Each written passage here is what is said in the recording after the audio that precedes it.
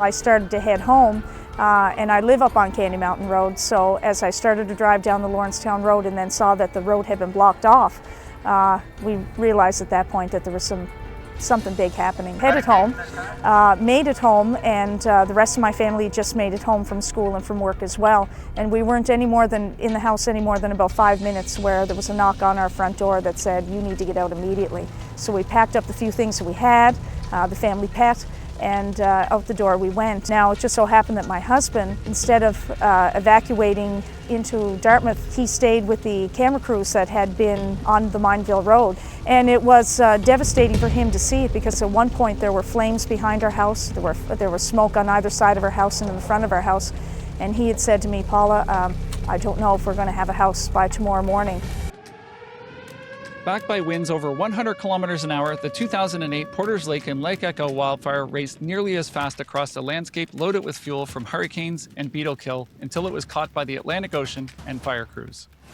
It was Friday, June 13, 2008, and within 30 hours, it had burned through 2,000 hectares of urban wildland rural suburbs of the provincial capital. It moved faster than any in recent history, tearing across an area loaded with homes and communities, resulting in immediate and at times terrifying tactical evacuations through thick smoke and wind. Here's Incident Commander Mark Saywood describing what he saw on arrival. We got there around 4 to 4:30, and at that time, fire was on its way, and we had very high winds that day, and a lot of the fuels were very dry. So we were facing extreme fire behavior. When I arrived on the fire, I was actually on the east side of the number 7 highway and was trying to get to the west side of the number 7 highway. And at that point, shortly after I had arrived, it had jumped the number 7 and I couldn't get across. And that 107 highway, as you can appreciate, is several hundred feet wide. At a distance, this is one of the nastiest looking fires I have seen in my few decades as a responder. From peninsular Halifax, where many community members commuted to daily and where I worked, it looked like the entire city was on fire and burning at a rapid rate. It was visible to over 250,000 people and broadcast across the country during a time when broadcast media was still dominant. Facebook and Twitter were viral, with audiences growing while governments were not tuned in. It was the first major evacuation in the province of Nova Scotia in decades, meaning people and responders were not primed and ready. Therefore, it was an emergency evacuation with emergency education for both responders and community members. Around 5,000 people were evacuated, including many students who had finished school for the day, yet families were evacuated in the opposite direction before everyone got home. The routes around the fire were long, taking some people several hours, often driving on roads they had never been on before. Parents who may have been at work in Halifax had to figure out where their family was and how to get to them, with some areas having limited or overwhelmed cell service during the evacuation. Luckily, only 2 homes were lost in the largest wildfire in Nova Scotia's history in over 44 years. Sadly, a year later, another fire in Spryfield on the other side of Halifax took more homes, and since then, multiple larger and more destructive fires have caused widespread damage throughout the province. Just as I began as public information officer on this fire, I met Paula Danyluk MacDonald. She was a resident who nearly lost her home and was also principal of Atlantic View Elementary. And she gave me one of the best moments I've ever produced during an emergency, a crowd of thankful children. In May 2005, I went back to see Paula and another resident, Gary Stronach, whose home had the narrowest of escapes, as his next-door neighbors were the only 2 homes which burned down during this wildfire. You can hear Gary's story in an upcoming episode. Paula Danyluk MacDonald wore multiple hats through the wildfire disaster: evacuee, wife, friend, mother, principal of the elementary school. We stood in front of the evacuation center for this event, Cole Harbour Place, where she begins by describing the first moments of the wildfire on June 13, 2008. You know, I'm sure we all have played, anyone who was part of the fires probably played through it so many times before, but I remember being at school because I taught, or I was the principal at the elementary school just down the road. And I just remember the power winking out just as I was about to leave the school. I would say, oh, strange, someone must have hit a power line or something like that. And by the time I made it home, my phone started to ring. It was my sister and some other friends saying that the fire, it jumped the highway. And I was like, okay, well, interesting. But you sometimes forget what the actual geography is and just how close that was when they announced that. Evacuation at this time. We ask that you start packing personal belongings, including clothing. And so my husband got home with my daughter from school, and we started to hear more of this, and then the power winked out at our place. And I was like, this also is interesting. We acknowledge and respect the Indigenous people on whose ancestral territories we work and play, whether the land is unceded or ceded. Your relationship with this land and your culture is one we admire wherever we are. We are committed to truth and reconciliation through regular, meaningful actions. So then we were kind of checking with media to see what was happening. And I said to my husband, I said, you know what? This is really close. Maybe we should think about packing a few bags or having some things ready to go. And I didn't get the words out of my mouth, and someone arrived at the door. And it was one of the firefighters saying, you really have 5 minutes to get out of your house. And so we frantically were trying to think, okay, what do you take when you have 5 minutes to get out of your house? So we, managed to get some clothes together, any important papers, photo albums, anything that we thought that would be pertinent, that would be harder to replace. And my husband and I are both musicians. I was like, he said, it'll burn, it'll go, like we can replace that. So away we went in our cars. And as we were, just before we got in the car, we then looked behind the house, and there was a huge wall of smoke. And we're like, oh, we really do have 5 minutes to get out of the house. And it was all I could think of at that point was how much the wind was blowing on me at that point. It really hadn't registered to me about just what the wind was going to do that day.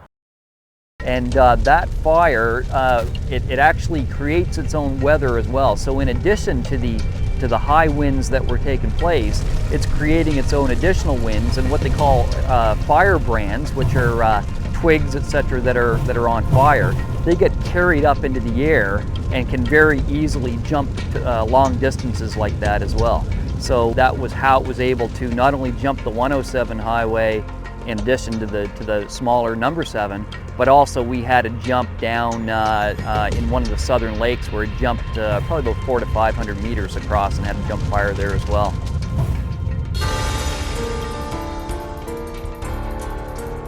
I knew it was going to be a major event. I just pulled in as many air and ground resources as I could, and was initially working very closely with HRM with their resources as well. Because of the built-up population around this fire, it was that extra amount of urgency that was in everyone's minds, and they were doing everything they could to try to slow this fire down and get it stopped. So we started to drive away. We were going to my sister's place.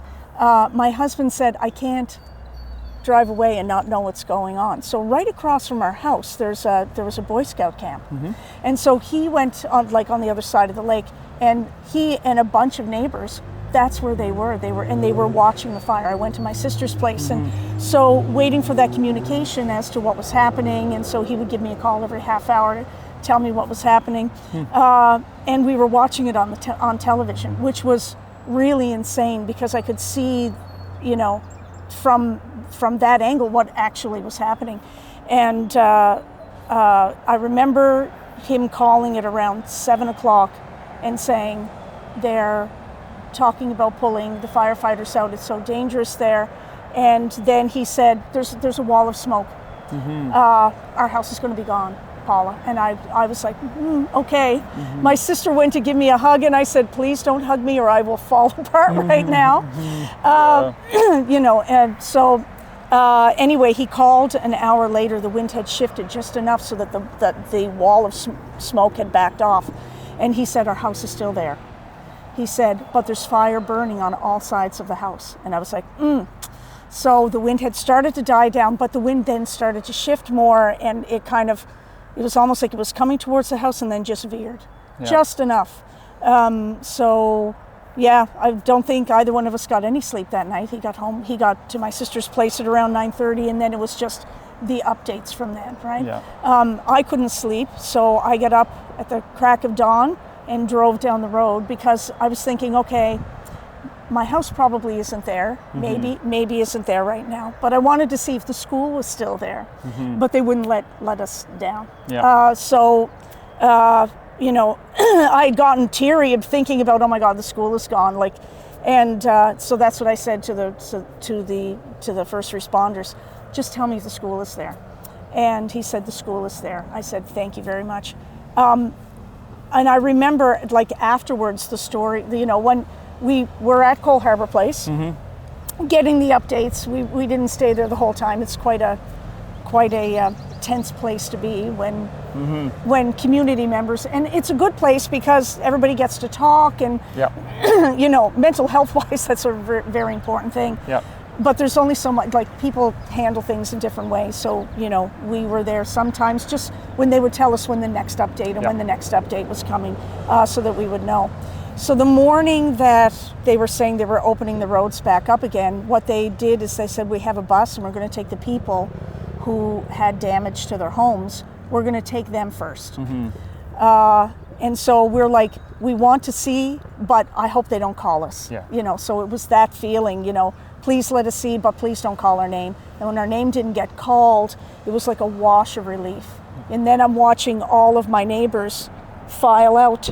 Yeah. And my heart was bleeding for every single one of them, like, oh my God, I wonder how bad things were. And then so when we finally got a chance to get on the road and we're driving up, it was just the weirdest feeling when you just see, like, just how close everything was and where the fires were. And, you know, there were still hoses that were still running up the roads. Yeah. We got to our place and anything that was in the back of the house was gone. We saw, like, where there had been hot spots burning on one side, and when we have firewood that's stacked by the side of the house, and we noticed that the fire literally burned and came down, and then we saw it kind of all pushed to the side, and then we realized the firefighters had actually done that so it would stop like a firewall to stop that from happening any further. And we noticed that all of the wires were down because they had come and taken them down. And then we noticed, like, our propane tank was in the middle of the lawn. Yeah. And we said, you know, I was like, but then we found out afterwards what the firefighters had actually done to try to save all the properties. And that's another thing. I can't say enough how tremendous the firefighters were and how tremendous the first responders. They worked so hard, and they spoke to community members so compassionately. It was wonderful to see. And so we started to hear some of the stories. So thank you to all of the firefighters and first responders. They saved our community. It was afterwards we started to hear some of the stories. Everybody the next day, everybody was walking around, seeing what was happening, the damage. And I remember the hoses were still down the road, and one of the firefighters was on the road, and he said, he said when they pulled us out, when it was too dangerous for us to be there anymore, we couldn't see. So we were literally on our hands and knees following the hose out because we couldn't make it back because the smoke was so thick. And I'm like, And they had left them there just in case there were other hot spots and other things that would pop up. So it was pretty surreal when we saw everything. And the interesting thing, before we left the house, I said to my husband, let's just make sure that all the windows are down and locked well. Yeah. And he said, why? I said, well, who knows, like if there's something that's open, it's enough of a backdraft, who knows they could get into the house, like just put the barrier there. When we came home and we opened the door, Kevin, my husband is a teacher, one of his students had given him some coconut cookies. Okay. When we walked into the house, all you could smell was the smell of coconut. And I was like, it's almost like those cookies baked twice because of the heat. Right, yeah. So we were extremely lucky. We had no damage at all. Yeah. Again, like I said, some of our neighbors, not so lucky. Yeah. And something I learned is that bark mulch will actually catch fire with heat, not necessarily with the actual fire. Yeah. So when we were walking, we noticed that there was like nothing happening, like the homes were totally fine. And then in the very front lawn, we would see scorch marks, but it's where they had bark mulch. And some of our neighbors actually had damage to their house because the bark mulch right next to their homes had spontaneously combusted. Yeah. And that's what actually caused some of their fire damage. So yeah, very, very different when we got home. But you know, I have to say something about neighbors. Humans are resilient. Very, very. Humans are very resilient. And it's amazing how much a community will band together and work together to help each other out, even if it's not someone you know really well. But the community banded together and we're just incredible to each other. And I think those are the types of things that help people get through situations like this. Yeah. You know, so yeah, it was an interesting few days. For sure. A moment of appreciation for all of you, our listeners and viewers. Thanks for sticking with me through the bumpy patches, and expect a bit more ahead as wildfire season may pull me away before I finish producing some upcoming episodes. If you want to see our video episodes, you can find them at www.communicationspodcast.com or on the video podcast playlist at Butterfly Effect Communications YouTube channel. 42,000 views on YouTube is about equal to the number of expectations that you've surpassed.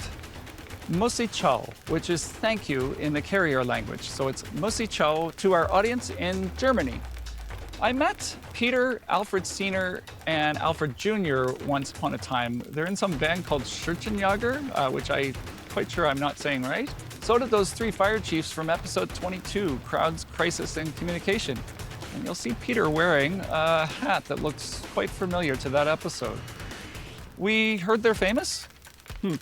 Thanks to our viewers and listeners in these communities: Cape Town, South Africa; Oslo, Norway; Fredericton, New Brunswick; Truro, Nova Scotia; and Paris, France. 6 continents, 60 countries, 700 communities. Thank you for joining, even if it is for one episode to learn and share a bit of the journey of each of my guests. If you have written with a guest suggestion, I have replied, so please check your spam folder. And now, back to Paula Danyluk MacDonald in Cole Harbour, Nova Scotia. Can you remember anything about the communications that you haven't mentioned already during and after the wildfire? Like, is there things that kind of pop out to you? Yeah, I think the biggest thing was that I think they did the best they could with the information at the time. I think that, you know, between Cole Harbour Place here and, you know, it's just some of the updates that way, I think they did the best they could at the time. I don't think that it was something that they were used to having in communities around here, so I think it was almost a learn as you go, even though they have their own protocols together. But I'm sure that there's many things that have been learned since then. Most of what we got actually came from television and the radio, because that seemed to hit before anything else did. So, you know, we were glued to the radio, glued to the television as much as we could. But I think, I mean, we have much time has passed since then. So, you know, now we have alerts on our phones, and we have different things that, different ways of communicating very quickly that we didn't necessarily have then. So I think that the communication would have been more fast and furious, you know, all these years later. But like I said, I think that considering, you know, the time, and again, the fact that this is not something that has happened in a, you know, in a community like this, I think they did the best they could. So I can't complain too much about that. Again,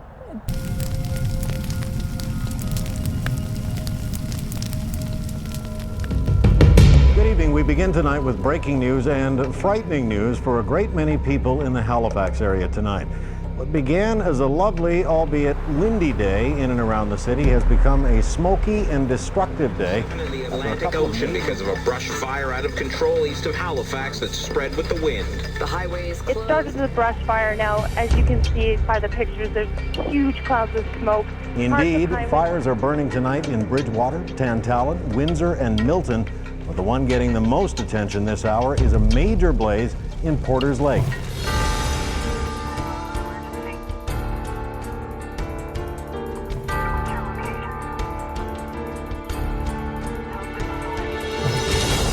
Officials are calling the fire burning in the Porters Lake and Lake Echo area near Halifax out of control tonight. Mandatory evacuation was issued this afternoon for residents from Mineville Road. Also, Coal Harbour Place, a command center of sorts during this crisis. Tonight at 7 o'clock, there will be another public briefing about the fires in the areas. People were stepping up to the plate to do the best that they could, best that they could, right? Yeah, and I'll say, like, from my memory of things was how the communications came together was a full community effort at the time, because it was people were sharing information, but the radio stations, the television stations you mentioned was still very much the dominant media at the time, and they stopped everything and put every effort into making sure that they could get information out to people, and being that conduit between the responders and the community. So well, the one good thing about that is that we knew that the information that was coming was the most accurate information. So whatever they had was the most accurate information. I think that if that had happened now, I mean, again, I think we would have gotten information fast and furious, but people would have been tweeting out and texting and other pieces.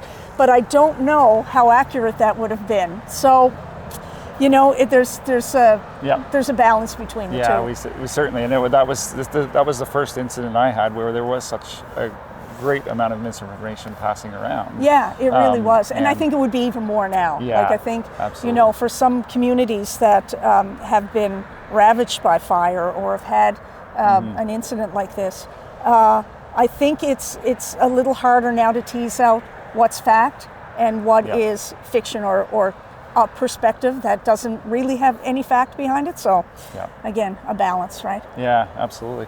So did you ever think there's something that, hey, I wish they told me this? Does anything come to mind that back then that you're like, geez, I wish I knew that back then? Well, I think the first thing that would have come to that comes to me, and it seems like a very trivial one, but when they tell you to get out of the house and you take things, they didn't tell us you're not coming back. So when you leave your house, I mean, it was like, oh, I've got to think about this. Yeah. But I actually at one point we turned around and they were like, no, I'm like, oh my God, we're now locked out. This is it. Yeah. So, I think that in that situation, again, we were only given 5 minutes. I mean, it was moving fast. Yeah. But I wish someone had said, take what you need. You're not coming back until we let you. Yeah. And so because in my head I was thinking, oh, I'll just come back to get something. Yeah. I wasn't, because when you're hit with that, your emotions come up, so your rational thought goes down, and you're not rationally thinking through that. So I know that seems like a trivial thing, but that was a piece. Yeah. I think, and I don't know if there's anything during that time, but I think I've learned a lot after the fact. So, number one, when they tell you there's a chance you're going to be evacuated, take it seriously. Yeah. Don't think it's going to be someone else. You have to get things ready right away. I think that was like the biggest thing, and I think that still kind of plays out when I hear other things now. So, and I know that there are other community members that are the same way. That if they say there's a storm coming, or there's a fire, or there's a potential, people don't kind of go, oh well. Yeah. They take it seriously, and you watch people in the community just start taking care of things immediately. Yeah. So I think that when we get warnings of bad weather or a natural disaster or whatever, I think that when you've gone through it, you actually go, okay, and you just don't argue with it. Yeah. Even if it might be overcautious, you just do it. Yeah. Right? Yeah.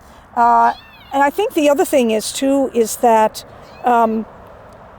I think if someone were to make that same call today, there's a good chance that we would have done some other things, or would have taken different things that maybe we didn't take with us, or, have some other contingency plans for, important things that you need to get. One of our neighbors whose house burned, he had been in the forces.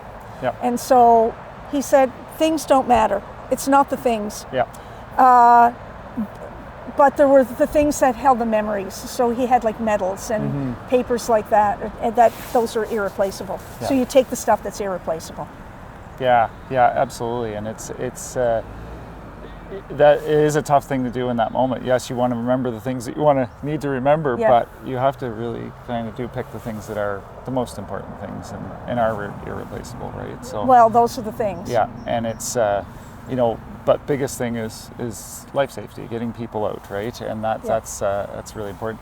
So I want to pick up on that a little bit. Your experience as an administrator at a school. You were at an elementary school, and what do you remember about the staff and the children after? Like, what was their reaction in that months and weeks afterwards? Yeah. So I was actually at Cole Harbour Place with some of the families. And it's quite emotional. Yeah. And so all I could think of is I had to compartmentalize things a little bit. Yeah. And I had to take how I was feeling and say, okay, you've got time for that, but right now there are other people around you that see you as a leader, like a school leader. And so I don't even know how that happened, but I literally compartmentalized how I was feeling so that other people had a chance to talk and to decompress and, to have that connection with other people. Again, that was one of the biggest things about the community center, is it gave people who needed to feel that connection with other people. It gave them the opportunity to do that, which I think sometimes people don't think about until afterwards, like what that was like. So when we were all able to get back into the building together, the curriculum came second, because we needed, like, the teachers and the staff and the children and family members who came in, to pick up the children or, drop them off. They needed to talk. So we had to give them the opportunity to talk. And that was the biggest thing. We had people at the regional center who were ready to be on call if we needed extra people in the building or counselors that we could draw from other schools to come in. So there was the opportunity for anyone who needed that decompression or to talk or to, do what they needed to do for their own mental health. And I think that the good thing about coming back to school is that for many of the kids and for the families, it was a sense of normalcy. It was. So that was that getting back into a routine or things as they were, I think that was the biggest thing. So I'm glad that the school opened up as quickly as it did afterwards, so that families did and staff did have that opportunity, and we just gave room for it when it was needed. What was interesting is that well after the fact, when we're talking months later, there would be a story or something in the media about some natural disaster or whatever, and it never occurred to me until afterwards that when the community heard about that, it was almost like a trigger. And so there was a different tension. You could feel a little bit of a tension in the building that wasn't there. It's like, what's happening? Oh, this is triggering other things. So you give people the opportunity again. Curriculum goes aside because the mental health and well-being of the people in your building are what's most important. So for another couple of days, we did different types of community building or assembly activities together with the students, and no one realized we were doing that. Great. I didn't bring it up. Like, I really didn't bring it up. I didn't talk to anyone about what I was doing. Because if I'd brought it up, then it might have caused a whole other set of triggers. So I just, we're going to do things, take a mental break from things, and just do things together as a school community. And I did that for a couple of days until you could feel the tension of what was happening in the news come back down again. So that was very interesting to me, and I realized how important it is to really, although I knew before, but it really brought home how important it is to just make sure with those relationships that you're looking for changes in behavior, or because behavior is communication. So when you see that change, you shift to do what you need to do for the well-being of the people that are around you. So, and it's part of that healing process, and just like anyone, the children need that opportunity to heal as well from that incident and what they went through and their experience. And, yeah, because a lot of times they can't express verbally what's happening to them. I mean, some kids can, and sometimes things could be happening to you and you don't even realize that you've been triggered, because anyone who's going through any kind of an emotional state, they're the last ones to realize that they're going through an emotional state. That's right. Right? Yeah. Because again, between your rational thought and your emotions, once the emotions start to go up, your rational thought goes down. Yeah. So, giving people the opportunity to have those moments, I think is extremely important, and to really watch their behaviors. And like I said, when I could see that there was something is not right here, I was paying attention to behaviors, because again, sometimes doesn't even have to be little people. Big people too can be going through things and not even realize it, right? So, it was interesting. And people do things in different ways. Some people need hugs. Some people need to talk it out. Some people need time, they need some space. Like I said, my sister, who went to give me a hug, who thought she was doing the right thing for me, please don't right now, because I will fall apart. Mental well-being is something we all have a responsibility to ourselves to be aware of, and to look for ways to improve through intentional actions, such as getting outside or seeking professional help. As a responder, consider taking mental health first aid, which has been very important for the work I do, interacting with people during large emergencies, from residents to responders. If you are in urgent need of help in Canada, dial or text 988. You deserve to be heard. They are there to listen. It is a safe spot to talk 24 hours a day, every day of the year. And I'm sure you've relived the experience many times.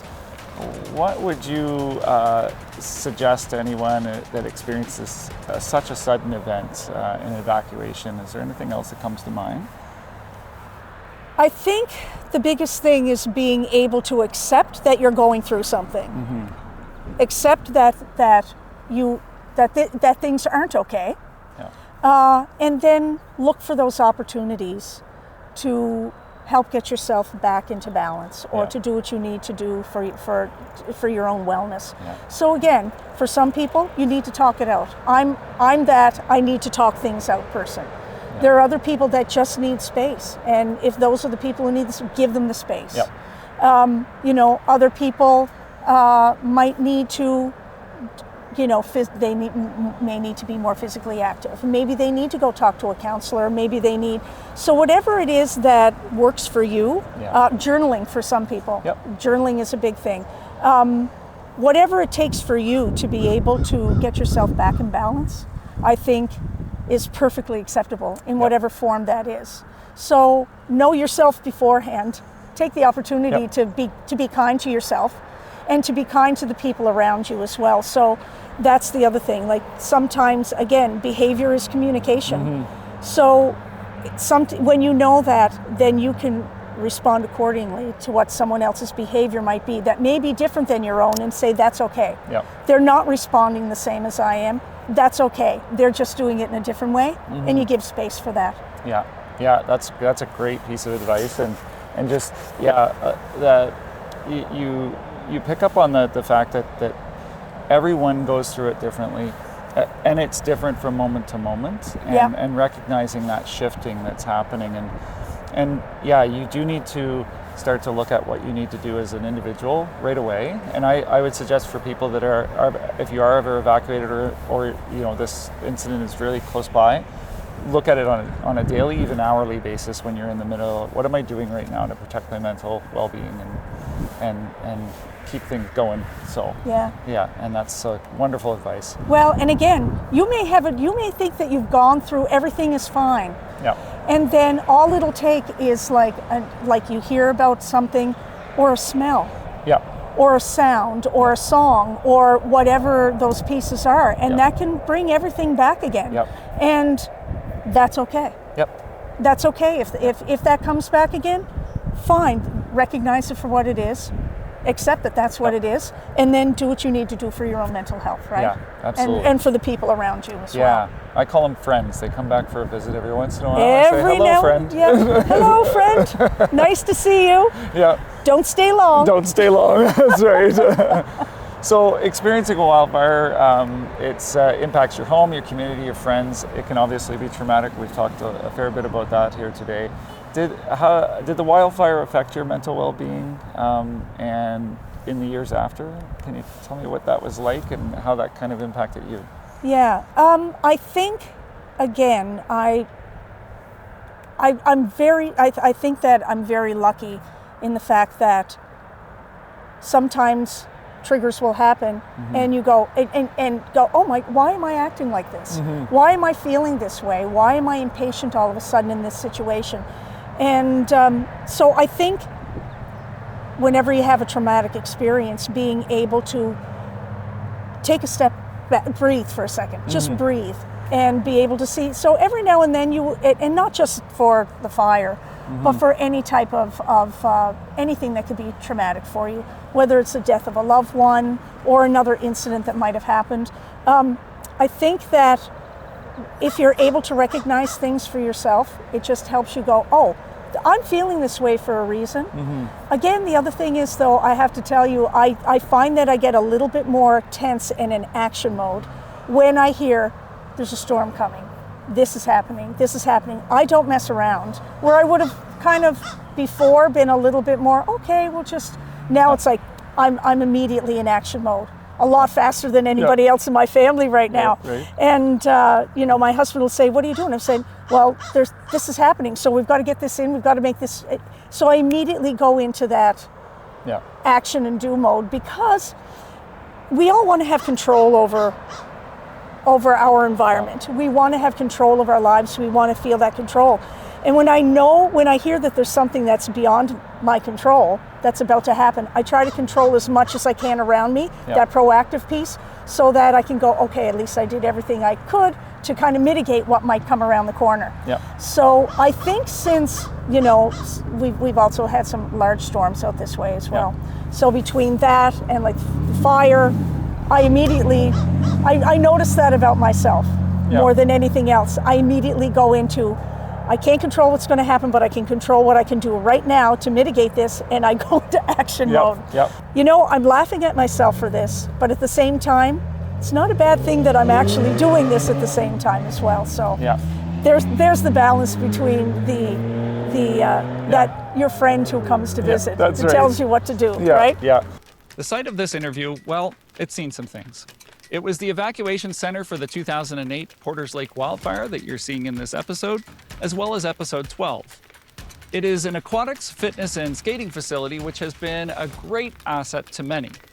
While the community of Cole Harbour is only around 27,000 people, the Stanley Cup has been there 5 times in recent years through players who grew up in the community and facility, including Joe DePenta, Nathan McKinnon, and Sidney Crosby. I was on vacation and took this epic picture of Sidney Crosby at his 2016 Cup Parade, which was also my first time back to the site since the wildfire. Surrounded by the community of its namesake, Cole Harbour Place also hosted a thank you event attended by nearly half of the number of people evacuated 3 weeks earlier. Firefighters and community members connected for hours after the Premier, Cabinet Minister, and Mayor delivered remarks, and a video I led the production of was played for everyone, and we made firefighters and community members cry. All this to say, community facilities must be built to also bring communities together during emergencies. They are rarely needed and absolutely critical in the moment to supporting a well-functioning emergency without stalling to set up a new site. I'm not sure if they designed Cole Harbour Place as an emergency center, but I still see a site for a decent one today. Although, as always, more power outlets and meeting areas are always accepted, right next to the row of trophy cases. That's a good spot for them. Now, back to the episode with Paula Danyluk MacDonald. What did you do to rebuild your mental well-being in those years after? Was there anything intentional that you started to do, or do you know of anything that you were doing? Like, you talked about the school and things you did there, that was wonderful. Anything else? I think one of the biggest things that happened afterwards was just making sure that I had connection with community members. Yeah. I think I did that more after the fact, because nobody can do it by themselves. And you know, I always talk to staff members or anywhere, we all need the ABCs, accepted, belong, and connected. And so I think after the fact, I think that was something that really meant a lot to me, was to make sure that you have connection with other people around you. So I think, I don't know if I intentionally did it, but I knew afterwards I had a different connection with you know, people on the street. And even if I'm not close, you don't have to be close to them. It's not like, you know, we're over having tea every Sunday. But it's good to know the people around you, so that you just, again, you've got those ABCs, the accepted, belong, and connected. So I think I did that. I think whether that was intentional or not, I know that that happened afterwards. Yeah, no, that's great. And is there anything that you, like, as you think back and you think about the event and you reflect back, is there anything you wish you'd known about it in that recovery period and the afterwards that you didn't know, I guess, back then? Well, that's a good question. I would think that, again, hindsight is 20/20. And I think that having the, like, some education, I know, okay, I'm in the education field, but I think some very directed education around some pieces, around what kind of things happen, you know, what things look like. I mean, even my understanding of fire is a totally different thing now, because we think of fire like almost like a controlled field burn where you watch it inch this way. And then you realize in this situation, it's not like they're like frogs hopping over each other. So it hops, it jumps, and you don't think of fire that way. So even knowing like information like that, or what kinds of things you need to do in a situation like that. I mean, those are the types of things that I think afterwards, it's like all the things I learned, like don't put mulch next to your house, which we didn't. You know, don't have trees that are overlying on, you know, close to your house, or, you know, disconnect, and, you know, make sure that you don't have flammable objects that are going to be right around your house, or like, you know, even like paint cans or whatever. Like, those are the types of things that I really didn't know about until afterwards. So I think they're, like, you know, the opportunities for some education around those pieces. I think that would have been interesting to have. Yeah, great. And it's all wonderful information. It's been great to reconnect with you after all these years. It's been, I obviously remember you and the experience with you and the kids, because we, one of the things that happened when I was working with that event was I had to you know, kind of capture what was going on in the community, and I was taking that back to the emergency operations, and you know, informing them what the feel was in the community, and I remember going by the school, and the kids were just amazing. They were just, you know, it was like everybody else was kind of like, oh, reeling and tough. It was a tough event, and the kids were just amazing. They were just these little balls of energy that were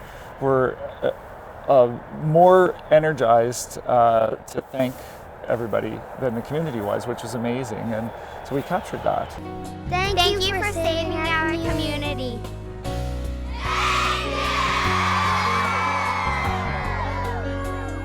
The thing about kids is that they don't forget how to have joy in their lives. And so they take those opportunities. So children can be, although very traumatic, they can be very resilient. And where we adults kind of take a more tentative approach, they just no, and they're freer with it. I think we all could learn a little bit from kids and how they handle things and how they go about things, because they are absolute joy. Well, that's why I was in the education field for as long as I have, because, you know, kids, they also put things into perspective in a different way. Where we get into our heads, the older we get, the more into our heads we get with the feeling of responsibilities. But kids, they manage to take it for what it is at that moment, and then they live in the moment. So if the moment is a joyous moment, they take that moment to be joyous. And that's what's so wonderful about kids. They're amazing humans. What did I learn from this experience? If you have an idea, open a door to see if it will be welcomed. I met Paula the person, and then I met Paula the principal. I met her first as a community member and heard her story of escape to the unknown. And next, I met her as the principal of the elementary school, where I eventually had an idea she and all the people at that school and community made happen. We gathered all the kids at the school for a huge thank you heard during the episode. I mean, they were so motivated, the kids that got sick that day sent posters to be there and be part of it. If there's one thing I think the crew working that shoot will always remember, it was their enthusiasm. The next lesson was, keep me in your heart for a while. They are the lyrics from a Warren Zevon song that packs up the memories of a lifetime. Reconnecting with Paula meant seeing a familiar face, sharing a healing hug, and hearing a voice that was repeated in my head for years with, "We'll make that happen." We made some magic happen long ago, and that set that community on a path of healing together, and I'm forever thankful for that experience, Paula. And the last lesson is, there may be policies and procedures, yet when healing wounds together can happen, we need to create a safe environment and allow that to happen immediately. Most of all, we need to give time and space for children to be kids during disasters and to go on the journey with them through their fears, joy, and healing. Maybe in those moments, we as adults need to be the ones learning how to reflect, rebound, and rejoice from our children, who have elementary mental damage by comparison. I met many of the children of Atlantic View Elementary, and they seem to have the same key message in weeks after the fire. My parent is pretty upset, but I think we were all okay, and I'm really happy, and I think they should be happy too. Well, kids, you're adults now, and I think your message caught on and stuck. I hope one of you Atlantic View Elementary students from back then hears this someday and finds me for an episode about their wildfire experience. Bring your friends. A thank you to Paula Danyluk MacDonald for joining me for this episode of the Wildfires, Floods, and Chaos Communications podcast, a production of Butterfly Effect Communications. This episode pairs well with Season 2, Episode 12, Case Study, the 2008 Nova Scotia Porters Lake and Lake Echo wildfire, as well as an upcoming episode with Gary Stronach. And here's a preview. I have a lot of bad things to say about the fire and the outcome of the fire. It's because reality is it was a massive fire. It affected thousands of people. There were thousands of people involved in resolving that. I'm only one individual, and I like to think of myself as resourceful, and I can take care of me. Show notes, images, and full video are available at www.communicationspodcast.com. This is the Wildfires, Floods, and Chaos Communications podcast. I'm your host, Tim Conrad. How about those accents? The birds were squawking in the breeze, the muffler of that car, jeepers, but close enough to smell the ocean. Goodbye. Hear me later. If it wasn't for the firefighters and the volunteers, there should not be a house left on Candy Mountain Road. So thank you to all of the people who worked so hard to save our homes. I know personally the gratitude that I have and the people from Candy Mountain Road, and of course here at Atlantic View and all the students in the community, because approximately 95% of our community was evacuated during the whole fire. So we have nothing but appreciation and heartfelt thanks to everyone who helped us out. And you know, we hope that in the future that people have a new appreciation for all of the people who worked so hard for us. Well, thank you so much. It's great to be here. And thanks for joining us on the podcast. Thanks so much. Glad to be here. All right, thanks. Awesome. That was great. Great. Thanks so much. But your hands are a little cold. Yeah, no, but I'm not though, so that's that's good. very warm heart.